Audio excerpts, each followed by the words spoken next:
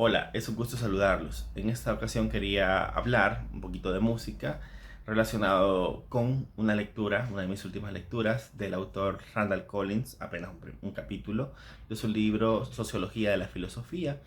Y bueno, él por ahí una idea que rebota mucho, que menciona mucho, tiene que ver con el concepto de densidad social. Y bueno, él menciona que hay lugares específicos, tiempos específicos en la historia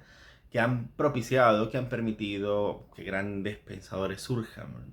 Si bien reconoce el aspecto especial, los rara avis de estos autores, también reconoce que en muchas ocasiones estos autores son producto o surgen en una época concreta donde había posibilidad de debatir, posibilidad de crear dialéctica con otros pares y ir así perfeccionando y puliendo esas ideas que terminaron siendo históricas, ¿verdad? Bueno, él habla de la Grecia clásica, él habla de la Alemania de los siglos XVII, XVIII, él habla incluso de la Francia del siglo XX también,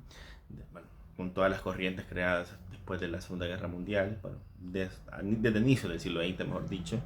y concreta varios puntos, varios lugares donde ha surgido ese pensamiento en una cantidad de años cortos y en lugares muy concretos. Bien, esto trasladado a la parte musical, que en la parte que quizás en este momento me interesa, efectivamente se puede observar que hay una interacción, una interrelación conmutativa entre miembros de una sociedad en un espacio concreto. De esa manera podemos ver cómo surge un blues negro que influye al rock and roll. Hay muchos artistas de los 50 que son fundamentales para el rock and roll y lo que posteriormente serían todas las corrientes del rock hasta llegar al metal, etcétera, pero que surgen a partir de la música negra, del blues, del gospel, incluso también trayendo un poquito el country, pero la música negra es fundamental a nivel cultural para toda la música del siglo XX. Posteriormente a esos autores, como Chuck Berry, como Little Richards, que fueron vitales, podemos hablar, ahí sí, ya de Europa, de la invasión británica, con The Beatles, con The Animals, con The Who, con The Rolling Stones, por ejemplo, los Beatles, su primer disco 63, Rolling Stones 64, The Who 65, pero es por eso una invasión británica, porque hay una serie de autores que se escuchan, bueno, incluso se prestan canciones, pero que se van contraponiendo en respuesta a aquello, en respuesta a aquella postura, yo saco esta música, yo lo veo que debe ser un poquito más dura, más experimental, más psicodélica, más progresiva, etcétera. Pero siempre hay una interacción entre estos autores que surge en un espacio concreto, bueno, en Inglaterra, específicamente el Reino Unido, 138.000 kilómetros cuadrados, donde surgen esa enorme cantidad de grupos y de bandas. Casi una década posterior, finales de los 60, inicios de los 70, lo que sería el rock duro, o uno de los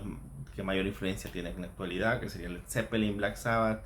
y Deep Purple, 67 al 71, donde básicamente descuelgan, se hacen populares en todo el mundo, influyen en una serie de bandas, pero surgen, bueno, en un mismo país, en unas condiciones muy similares igual, pero siempre un aspecto que podría decir no colectivo, porque no es un esfuerzo colectivo de estas bandas, pero sí una especie de cosas comunes que los influyen, que los están alimentando, y incluso ellos, su escucha continua, atenta entre ellos, también lo va superando, lo va haciendo tomar influencias, tratando de superar el volumen, tratando de superar la velocidad, tratando de superar la complejidad del otro. Entonces esa interacción es importante en ese sentido para la obra musical contemporánea. En el punk vemos también una serie de bandas, tanto en la escena estadounidense como británica, que se complementan, que se compiten, que van haciendo, claro, algunas les va mejor que otras, pero, pero se observa como en estas bandas y como en estos grupos hay movimientos. No podemos hablar solamente de un grupo que descuelgue sobre otros, sino que usualmente viene de movimientos de música de varias bandas, ¿verdad? Luego bueno, hablamos del punk, podemos hablar del grunge, podemos hablar del new wave, podemos hablar del, qué sé, eso hasta del new metal, en fin, de rock progresivo de los 70, que son olas completas de varios músicos que hacen una experimentación, que imponen, establecen su obra influenciados por otros que son coetáneos, contemporáneos. Entonces, bueno, como conclusión, ya para la música nacional, que también yo creo que he vivido en lo personal dos épocas, así, no me atrevería a decir gloriosas, pero de mucha vitalidad. Yo lo pondría la escena tropical de la posguerra, de los principios de los 90, y una especie de rock latino de finales de los 90, con bandas sumamente populares, con canciones que terminaron en número uno, número dos de las radios más populares del país, pero que puedo nombrar tres, cuatro bandas perfectamente, como Adrenalina, como Adhesivo, como Red, por ejemplo, que tenían, que sí surgen, pero son varias, ¿verdad? Incluso tuvieron algún tipo de retroalimentación o en la época tropical, que no sé mucho de música tropical, pero que igual eran muchos grupos los que dominaban la escena nacional. Entonces, bueno, como conclusión para la música nuestra, tiene que ver con esa, con esa necesidad de, si bien no es necesario formar una alianza dicha, una alianza firmada, como un tratado de bandas de no agresión, sino al contrario, como una especie de escucha atenta entre otros, como respondernos entre músicos, entre temas, que si el otro es muy social, que el otro es muy postureo, que si el otro es muy florecillas y silbidos al viento, pero creo que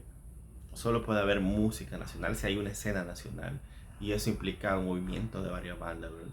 Que se influencien, que se compitan, que traten de crear, que se inspiren en el otro también, ¿verdad? Porque no hay nada hecho desde la nada, sino que siempre hay influencias de otro, y,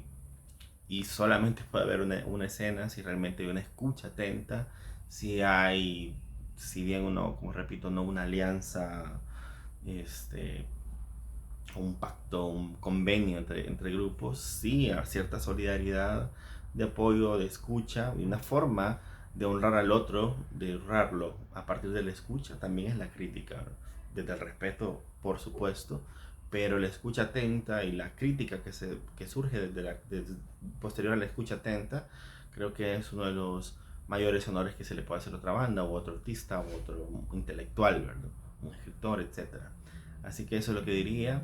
Surgen las escenas, surgen, y la música, que es lo que quería tocar, surge a partir de movimientos concretos. Mientras mejor estructurados estén, es todavía mayor su alcance, pero es necesario esa retroalimentación, esa escucha atenta, y también esa postura crítica para con el otro, desde el respeto sí, desde la construcción sí, pero no podemos criticar algo si solamente, bueno, eso suena bien y ya, sino que escuchar atentamente. Y nada, como diría Nietzsche, tu mejor amigo muchas veces es tu peor enemigo. Saludos.